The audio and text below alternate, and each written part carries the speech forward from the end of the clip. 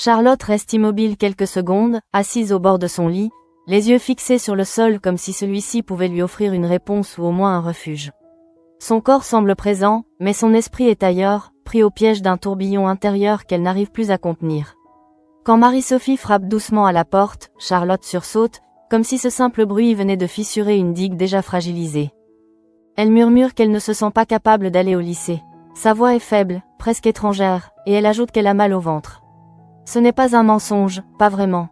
La douleur est là, sourde, constante, installée au creux de son abdomen depuis des jours, comme si son corps exprimait ce que les mots refusent encore de dire. Marie-Sophie s'assoit près d'elle, attentive, inquiète, tentant de lire entre les silences plus que dans les phrases. Sohan, lui, observe la scène avec une inquiétude contenue. Il pense que plus Charlotte attend, plus le retour sera difficile, mais il n'ose pas la brusquer. Il sent confusément que quelque chose de plus grave est à l'œuvre. Dans la cuisine, un peu plus tard, Marie-Sophie confie à Sohan que Charlotte a évoqué l'idée de l'internat. Elle ne le dit pas comme une fuite, mais comme une possibilité, presque une bouée. Changer de lycée, repartir à zéro, ne plus croiser de regards qui jugent ou imaginent. Marie-Sophie se surprend à penser que ce n'est peut-être pas une mauvaise idée, au moins jusqu'à la fin de l'année scolaire. Elle voudrait que sa fille puisse respirer à nouveau, sans cette peur permanente d'être observée, évaluée, réduite à un événement qu'elle n'a jamais choisi. Pendant ce temps, ailleurs en ville, Caroline et Hugo se retrouvent dans un bar. L'atmosphère est calme, presque trop, et leurs paroles tournent autour de Pablo. Caroline parle de son évolution, de ses efforts, de cette fragile stabilité qu'elle craint de voir s'effondrer à tout moment. Elle évoque la proposition de Martin, emmener Pablo en randonnée. Hugo se montre d'accord, même si cela signifie 2 jours d'absence au lycée. La vraie question, pourtant, reste en suspens. Pablo acceptera-t-il vraiment, et à quel prix intérieur? La réponse arrive plus vite que prévu. Pablo a dit oui. Il l'avoue à Noura sans détour, il fait cette randonnée pour sa mère. Pas par envie, encore moins par plaisir, mais par loyauté, presque par sacrifice. Il sait que Martin lui pèse, qu'il le crispe, mais il est prêt à prendre sur lui si cela peut soulager Caroline, ne serait-ce qu'un peu. Noura l'écoute attentivement, consciente que derrière cette décision se cache quelque chose de plus profond, une tentative désespérée de protéger celle qu'il a déjà tant perdue. À ce moment-là, au lycée, Salomé vient chercher Charlotte. Elle la trouve en larmes, incapable de contenir ce qui déborde enfin. Les mots sortent comme une chute brutale, Sacha l'a violée. La phrase est simple, nue, presque trop courte pour porter un tel poids. Salomé reste figée une seconde, puis tente de reprendre pied, lui disant qu'elle doit porter plainte, que c'est important, nécessaire. Mais Charlotte secoue la tête avec une violence désespérée. Elle ne veut pas de la police, ni des juges, ni des interrogatoires. Elle ne veut plus être un dossier, une affaire, un corps disséqué par des regards étrangers. Elle pleure, sans retenue, et confie à Salomé qu'elle a besoin de partir loin de Montpellier. Loin de tout ce qui lui rappelle ce qu'elle a vécu, loin des lieux, des visages, des murmures. Salomé insiste doucement, lui rappelant que parler est déjà un premier pas, que se taire ne la protégera pas. Mais Charlotte n'entend plus vraiment. Elle est déjà ailleurs, mentalement en fuite. Dans un autre lieu, Sabine confie à Ève son inquiétude concernant Pablo, surtout avec le retour de Caroline et la présence envahissante de Martin. Ève, au contraire, voit dans les retrouvailles entre Pablo et sa mère une chance inespérée, quelque chose de profondément réparateur.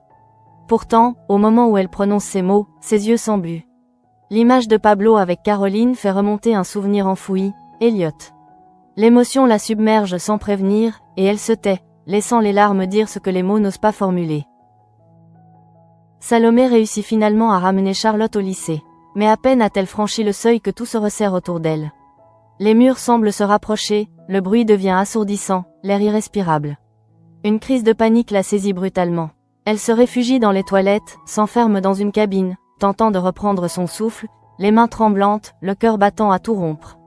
Là, seule, elle se sent à la fois protégée et prisonnière, incapable d'avancer, incapable de reculer. Pendant ce temps, Pablo observe sa mère avec une lucidité douloureuse. Il comprend enfin que son malaise ne vient pas de lui. Ce n'est pas lui qui la rend anxieuse, mais Martin. Il l'isole de tout, la coupe des autres, l'enferme dans une dépendance insidieuse. Noura met des mots sur ce que Pablo ressent confusément. Martin est toxique. Cette évidence, une fois formulée, devient impossible à ignorer. Baker, de son côté, remercie Hugo pour l'invitation au dîner. Il remarque Caroline, effacée, presque transparente. Martin prend toute la place, trop, et Baker n'hésite pas à le dire crûment. Cet homme est un problème. Il juge nécessaire de rester vigilant, surtout pour Pablo, conscient que les dégâts causés par ce genre de comportement sont souvent invisibles, mais durables. C'est alors que Manu reçoit un appel de Sohan. La conversation est lourde, chargée d'une émotion contenue. Sohan s'excuse pour tout ce que Manu a subi. Manu, fidèle à lui-même, répond avec bienveillance. Il rappelle que les victimes ont souvent raison, que leurs paroles méritent d'être prises en considération. Il ajoute que c'est ce qui a été fait pour Charlotte, et que cela devrait être la règle pour tout le monde. Sohan est profondément touché par ce discours, par cette humanité qui tranche avec la violence des événements récents. À cet instant précis, Charlotte, quelque part en hauteur, regarde le vide. Son visage est fermé, ses pensées confuses. Elle est à bout. La question se pose, silencieuse, terrifiante, est-elle prête à commettre l'irréparable? Marie-Sophie, de son côté, panique. Charlotte a quitté le lycée, ne répond plus au téléphone. L'angoisse monte, incontrôlable, et le pire devient soudain imaginable. La suite de cette histoire est suspendue à un fil, fragile, prêt à rompre au moindre souffle. À ce moment-là, l'air semble manquer à Charlotte. Là-haut, sur ce lieu en hauteur qu'elle a rejoint sans vraiment s'en rendre compte, le monde paraît à la fois immense et terriblement étroit. Le vent lui fouette le visage, mais elle ne frissonne pas. Son corps est figé, comme anesthésié, tandis que son esprit vacille entre l'envie de disparaître et la peur panique de ce qu'une seconde irréversible pourrait entraîner. Chaque pensée se heurte à une autre, plus sombre encore, et aucune ne lui offre de sortie. Elle repense au regard au lycée, à cette sensation constante d'être devenue autre chose qu'une élève, qu'une fille ordinaire. Elle repense aux mots de Salomé, à la compassion mêlée d'urgence, à cette injonction de porter plainte qu'elle n'a pas pu entendre. Dans sa tête, tout se mélange. La honte qu'elle ne devrait pas porter, la colère qu'elle n'ose pas exprimer, et cette fatigue immense, écrasante, qui la pousse à croire que fuir serait plus simple que continuer à se battre. Pendant ce temps, Marie-Sophie traverse la ville, le téléphone serré dans la main, le regard affolé. Charlotte ne répond pas. Chaque sonnerie qui s'éteint sans réponse est une gifle silencieuse. Elle tente de rester rationnelle, de se convaincre que sa fille a simplement besoin de s'isoler, mais une angoisse plus profonde lui serre la poitrine. Elle sent que quelque chose ne va pas, que cette fois, la détresse de Charlotte dépasse tout ce qu'elle a connu jusque-là. C'est alors que le pire scénario s'impose à son esprit, brutalement. L'image de Charlotte seule, en danger, s'impose sans qu'elle puisse la repousser. Marie-Sophie accélère, presque en courant, portée par une énergie désespérée. Elle se reproche chaque hésitation, chaque moment où elle a cru que le temps arrangerait les choses. Elle se demande si elle a assez écouté, assez vu, assez compris ce que traversait sa fille. Dans le même temps, Charlotte, immobile face au vide, ferme les yeux. Les battements de son cœur résonnent dans ses tempes. Elle ne pleure même plus. Les larmes ont cessé, remplacées par une sorte de vide intérieur qui lui fait encore plus peur. Elle se sent coupée de tout, comme si le monde continuait sans elle, indifférent à sa présence ou à son absence. Une pensée traverse son esprit, fugace mais terrifiante, peut-être que tout s'arrêterait enfin. Une voix, pourtant, la tire de cette spirale. Celle de sa mère. Marie-Sophie apparaît, essoufflée, le visage ravagé par l'inquiétude. Elle n'élève pas la voix. Elle n'accuse pas. Elle s'approche lentement, comme si un geste trop brusque pouvait tout faire basculer. Charlotte la voit, enfin, et ce simple détail fissure quelque chose en elle. Marie-Sophie ouvre les bras sans dire un mot. Et Charlotte s'effondre, littéralement. Ses jambes cèdent, et elle se laisse tomber contre sa mère, sanglotant comme si tout ce qu'elle avait retenu jusque-là explosait d'un coup. Les mots sortent dans un souffle brisé. « Il faut que tu me laisses partir. » Ce n'est pas une demande anodine. C'est un cri de survie. Une supplique pour qu'on la laisse s'éloigner de tout ce qui lui fait mal, avant qu'il ne soit trop tard. Marie-Sophie la serre contre elle, profondément bouleversée. Elle ne cherche pas à minimiser la douleur de sa fille, ni à la convaincre que tout ira bien. Elle murmure simplement qu'elles vont trouver une solution. Une vraie, pas une promesse creuse, mais un engagement. Charlotte sent alors, pour la première fois depuis longtemps, qu'elle n'est pas seule face à ce chaos intérieur. Un peu plus tard, alors que l'émotion retombe lentement, Marie-Sophie évoque à nouveau l'idée de l'internat. Non pas comme une punition ou un abandon, mais comme une chance de respirer ailleurs, de se reconstruire loin des regards et des souvenirs trop lourds. Charlotte écoute, silencieuse. Elle ne répond pas tout de suite. Mais dans son regard, il y a quelque chose qui ressemble à un apaisement fragile, comme si cette perspective lui offrait enfin une porte entr'ouverte. Pendant ce temps, dans un autre foyer, Pablo prépare son sac pour la randonnée. Chaque geste est mécanique, presque automatique. Il glisse ses affaires une à une, sans enthousiasme, mais avec une détermination calme. Il avoue à voix haute qu'il fait cette randonnée pour Caroline. Martin, il le déteste. Il ne cherche même plus à le cacher. Mais il est prêt à prendre sur lui, à supporter cette présence pesante, s'il peut ainsi soulager un peu sa mère. Il confie ensuite à Sabine combien sa présence a compté. Il lui dit, avec une sincérité désarmante, que sans elle, les choses se seraient sans doute passées autrement. Ces mots simples révèlent à quel point Pablo est conscient de ce qu'il traverse, et de ceux qui l'aident à tenir debout. Sabine est touchée, mais aussi inquiète. Elle sent que Pablo porte beaucoup trop pour son âge. À ce moment-là, Martin se montre de plus en plus insupportable avec Caroline. Chaque remarque est une pique, chaque silence une pression. Caroline finit par s'excuser, alors même qu'elle n'a rien fait de mal. Ce réflexe, presque automatique, révèle à quel point elle s'est effacée face à lui. Et pourtant, Martin parvient encore à se poser en victime, allant jusqu'à lui lancer qu'elle lui complique la vie, qu'elle l'épuise. Caroline baisse les yeux, déstabilisée, prisonnière d'une relation où tout semble constamment se retourner contre elle. De l'extérieur, la situation est évidente. De l'intérieur, elle est beaucoup plus confuse, engluée dans la culpabilité et la peur de perdre encore une fois l'équilibre fragile qu'elle tente de maintenir. Ainsi, tandis que Charlotte lutte pour survivre à ce qu'elle a vécu, et que Pablo s'apprête à affronter une épreuve qu'il n'a pas choisie, les mêmes mécanismes se répètent, le silence, l'emprise, la fuite comme seule issue imaginable.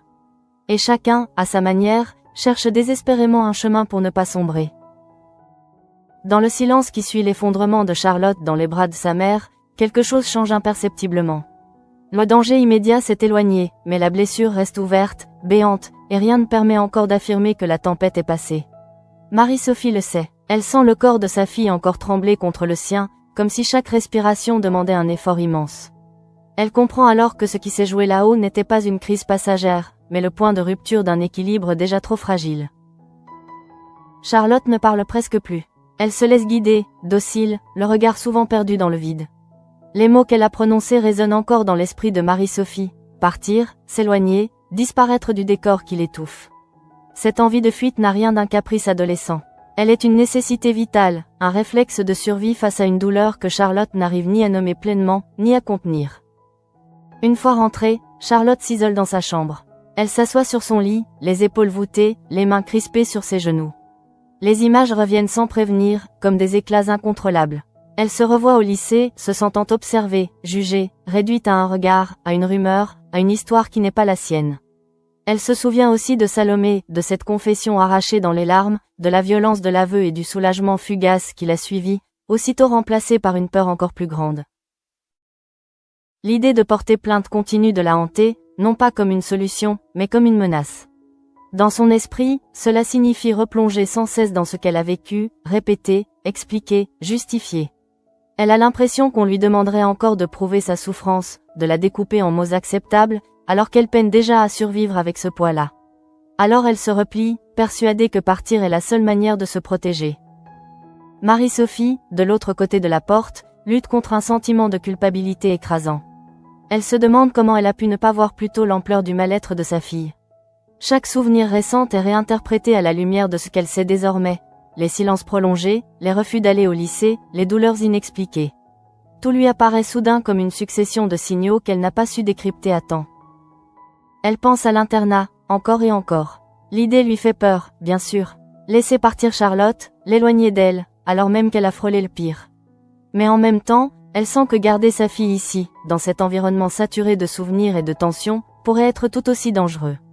Elle est tiraillée entre son instinct de mère protectrice et la nécessité de laisser à Charlotte l'espace dont elle a besoin pour respirer.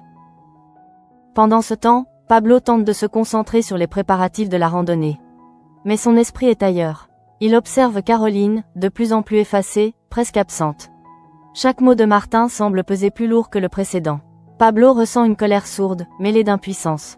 Il voudrait intervenir, dire quelque chose, mais il sent que chaque tentative risque d'aggraver la situation. Alors il se tait, accumulant une frustration qui le ronge. Les paroles de Noura lui reviennent en tête, Martin est toxique. Ce mot résonne comme une vérité brutale. Pablo commence à comprendre que ce qu'il observe n'est pas une simple tension de couple, mais un mécanisme plus insidieux, fait de contrôle et de culpabilisation. Il voit sa mère s'excuser pour des choses insignifiantes, se justifier en permanence, comme si elle avait intégré l'idée qu'elle est toujours en faute. Cette prise de conscience le trouble profondément. Il se demande comment protéger Caroline sans la brusquer, sans la placer dans une position encore plus délicate. La randonnée devient alors pour lui une épreuve à double tranchant, une occasion de rester proche d'elle, mais aussi un moment où il sera exposé plus que jamais à la présence oppressante de Martin. Dans un autre foyer, Baker continue de ruminer ce qu'il a observé chez Caroline. Son effacement l'inquiète sincèrement. Il sait reconnaître ce genre de dynamique, ces situations où une personne finit par s'effacer complètement pour maintenir une illusion de stabilité. Il se promet de rester attentif, surtout pour Pablo, conscient que les dégâts causés par ce type de relation dépassent souvent le cadre du couple. De son côté, Eve ne parvient pas à se défaire de l'émotion ressentie plus tôt. L'image de Pablo retrouvant sa mère a ravivé en elle des souvenirs enfouis, liés à Elliot. Elle se surprend à penser à ce qu'il est devenu, à ce lien mère-fils brisé puis retrouvé, et à la fragilité de ces équilibres familiaux que l'on croit solides jusqu'au jour où tout s'effondre. Cette pensée la bouleverse plus qu'elle ne l'aurait imaginé. Ainsi, tandis que Charlotte tente de survivre à un traumatisme qui continue de la hanter, et que Pablo s'apprête à affronter une situation familiale de plus en plus lourde, une même question traverse les esprits. Comment se reconstruire quand l'endroit même censé protéger devient source de douleur? Chacun avance à tâtons, conscient que la moindre erreur pourrait raviver des blessures encore trop vives. Pendant ce temps, Charlotte passe de longues minutes assise dans sa chambre, sans allumer la lumière. Le jour décline doucement derrière les rideaux, mais elle ne s'en rend presque pas compte. Le silence lui pèse autant qu'il la rassure. Il lui permet de ne rien expliquer, de ne rien justifier. Pourtant, dans cet espace clos, ses pensées tournent en boucle, incontrôlables.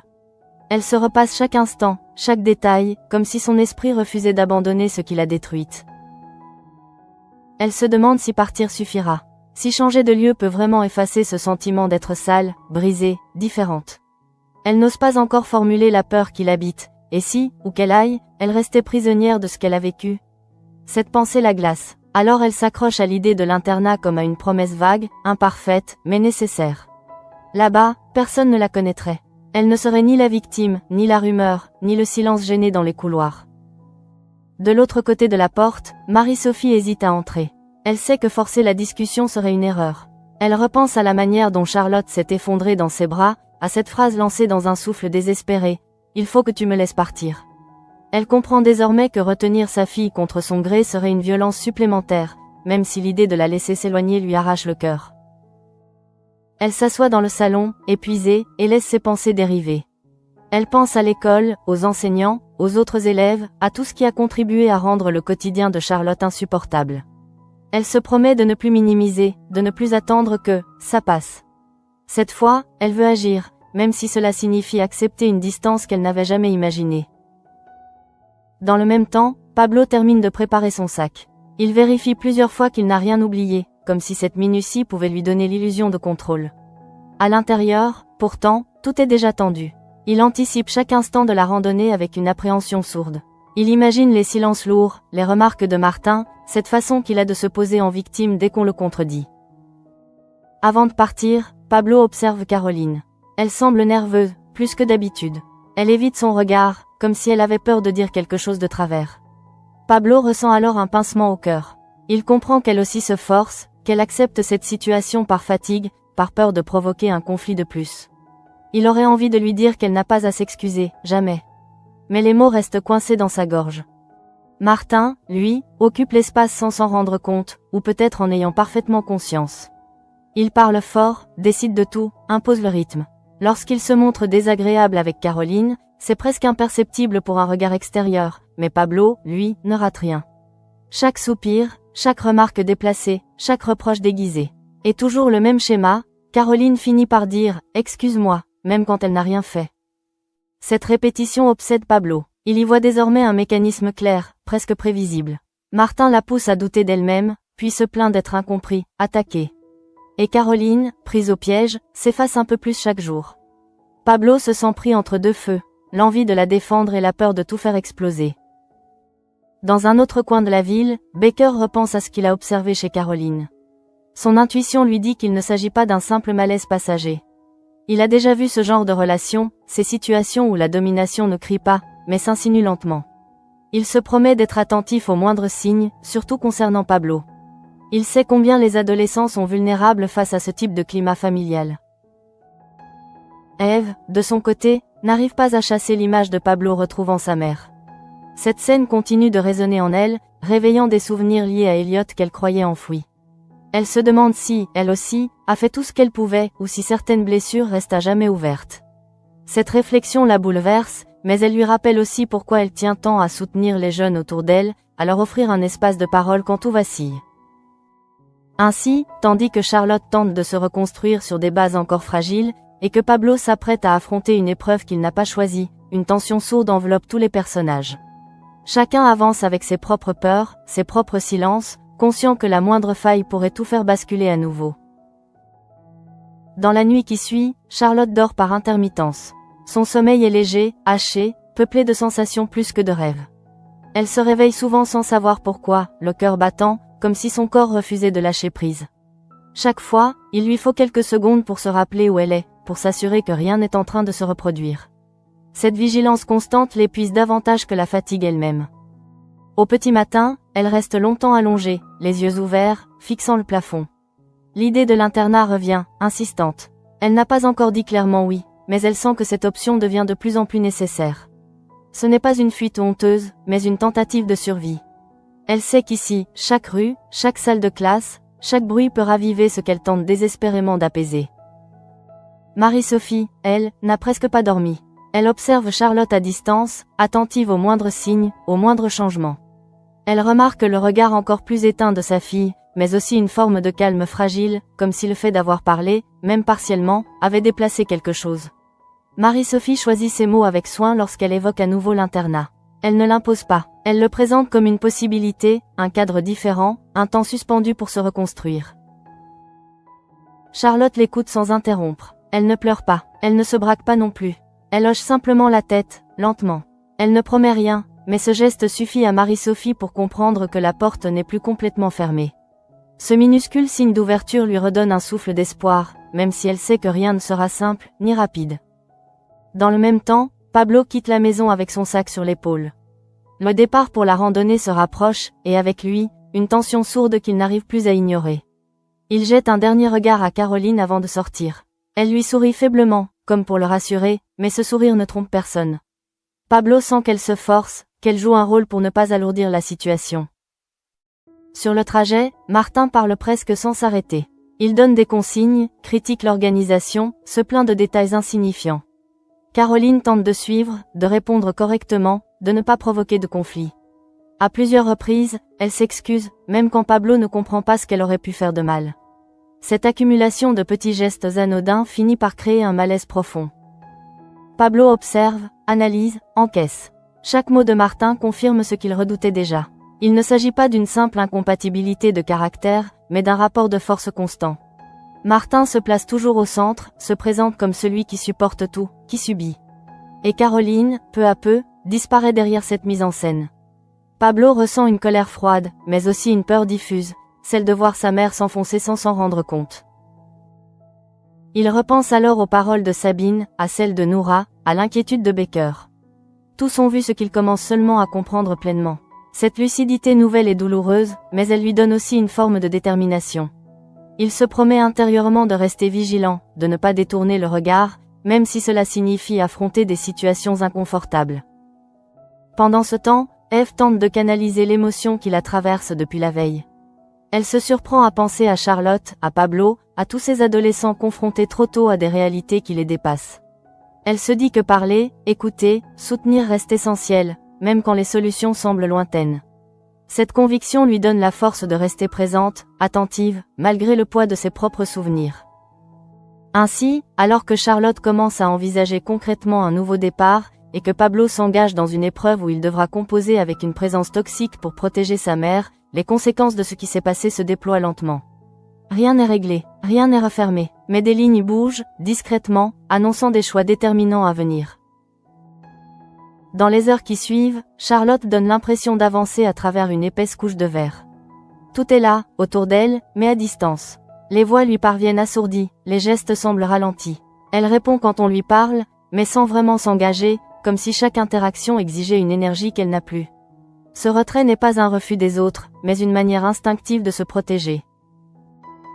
Elle repense souvent à la scène avec Salomé. À ce moment précis où les mots sont sortis, irréversibles. Elle se demande si elle a bien fait de parler, si ce soulagement fugace valait le vertige qui a suivi. L'idée de porter plainte continue de la terroriser. Pas parce qu'elle doute de ce qu'elle a vécu, mais parce qu'elle redoute tout ce que cela impliquerait. Être confrontée, encore et encore, à une histoire qu'elle voudrait seulement laisser derrière elle. Elle n'a pas la force de devenir un symbole ou un combat. Elle veut juste respirer. Marie-Sophie observe ces silences avec une attention presque douloureuse. Elle comprend que sa fille n'est pas guérie, qu'elle ne le sera pas de sitôt. Mais elle perçoit aussi quelque chose de nouveau, de fragile, presque imperceptible. Charlotte ne s'est pas complètement refermée. Elle accepte la présence de sa mère, son regard, parfois même son silence partagé. Cette proximité discrète devient leur seul point d'ancrage. À plusieurs reprises, Marie-Sophie pense à appeler quelqu'un, à demander de l'aide, mais elle hésite. Elle craint d'imposer trop vite des démarches que Charlotte ne pourrait pas supporter. Elle se promet pourtant de ne pas rester passive.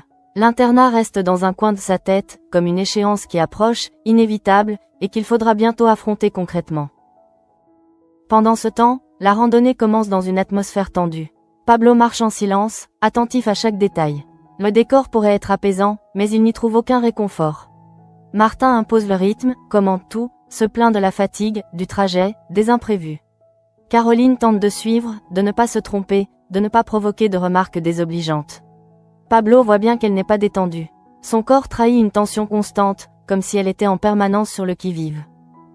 À plusieurs reprises, Martin se montre brusque, puis se ravise aussitôt, se présentant comme celui qui fait des efforts, qui supporte beaucoup. Cette alternance déstabilise Caroline, qui se met à douter de ses propres réactions. Pablo assiste à la scène avec une lucidité croissante. Il reconnaît désormais le schéma, une critique, suivie d'un retournement, puis d'une culpabilisation subtile. Et toujours, au bout du compte, Caroline qui s'excuse. Cette répétition devient insupportable pour Pablo. Il sent la colère monter, mais il la retient, conscient que la moindre explosion pourrait isoler encore davantage sa mère.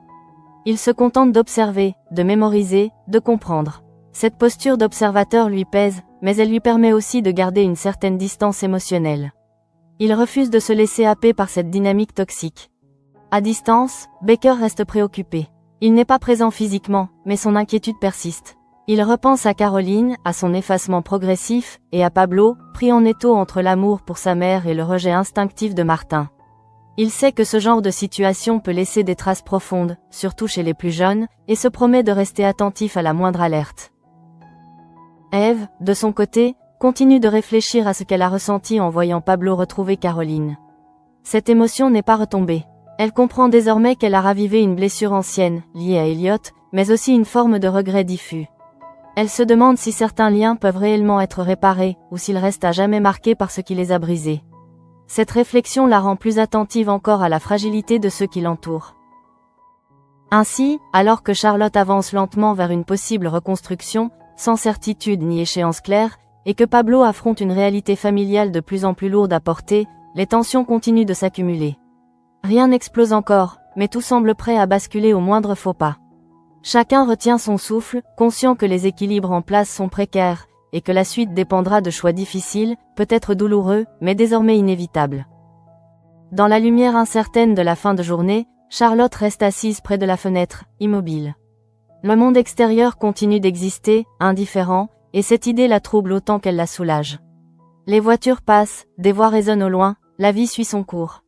Elle, en revanche, a l'impression d'être arrêtée dans un entre-deux, suspendue entre ce qu'elle a été et ce qu'elle ne sait pas encore devenir. Pourtant, quelque chose s'est déplacé. Ce n'est pas une guérison, ni même un véritable apaisement, mais une infime fissure dans le mur qu'elle avait dressé autour d'elle. Elle repense au bras de sa mère, à cette étreinte sur ce lieu en hauteur, au moment précis où tout aurait pu basculer. Cette image revient souvent, comme un point d'ancrage fragile mais essentiel. Elle se dit que, peut-être, elle n'a pas totalement renoncé à rester en vie. Marie-Sophie la rejoint sans bruit et s'assoit à côté d'elle. Elle ne parle pas tout de suite. Il n'y a plus d'urgence à remplir le silence. La mère et la fille partagent simplement ce moment, conscientes que les mots viendront plus tard, quand ils seront supportables. Marie-Sophie sait désormais que forcer serait une erreur. Elle accepte de marcher au rythme de Charlotte, même si ce rythme est lent, incertain, douloureux. Quand l'internat est évoqué une dernière fois, Charlotte ne détourne plus le regard. Elle ne dit pas oui, mais elle ne dit pas non non plus. Elle laisse planer cette possibilité, comme un souffle d'air frais dans une pièce étouffante. Partir ne signifie plus disparaître. Cela pourrait, peut-être, vouloir dire survivre autrement. Cette nuance change tout, même si elle reste encore difficile à admettre pleinement. Dans un autre décor, la randonnée touche à sa fin dans une atmosphère lourde. Pablo marche en retrait, épuisé, non par l'effort physique, mais par la tension constante qu'il a dû contenir. Martin continue d'osciller entre reproches voilés et postures de victime incomprise. Caroline, elle, semble plus silencieuse que jamais.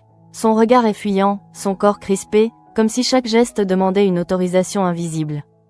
Pourtant, Pablo a vu. Il a compris. Ce qu'il observait sans parvenir à le nommer s'est imposé à lui avec une clarté presque douloureuse. Il sait désormais que ce qu'il vit n'est pas normal, que ce qu'il voit chez sa mère n'est pas une simple fatigue passagère. Cette prise de conscience ne règle rien, mais elle marque un point de non-retour. Il ne pourra plus faire semblant de ne rien remarquer. Il repense aux paroles de Noura, à l'inquiétude de Baker, au soutien discret de Sabine. Tous ont joué un rôle dans cette lucidité nouvelle. Pablo se promet intérieurement de rester vigilant, de ne plus détourner le regard, même si cela implique des conflits à venir. Il n'a pas encore de solution, mais il a cessé de se mentir. Caroline, de son côté, semble enfermée dans un cercle qu'elle n'arrive plus à briser. Les excuses lui viennent mécaniquement, presque malgré elle. Martin, fidèle à lui-même, retourne chaque situation à son avantage, laissant Caroline avec le sentiment persistant d'être fautive, insuffisante. Vu de l'extérieur, le malaise est évident. De l'intérieur, il est encore flou, englué dans la peur et la culpabilité. Plus tard, alors que chacun retrouve son quotidien, une impression commune s'impose, rien n'est résolu. Les blessures sont toujours là, ouvertes, sensibles. Mais quelque chose a changé. Charlotte n'a pas disparu. Pablo n'est plus aveugle. Marie-Sophie n'est plus dans le déni. Ces micro-basculements, invisibles pour beaucoup, constituent pourtant le socle de ce qui pourrait venir.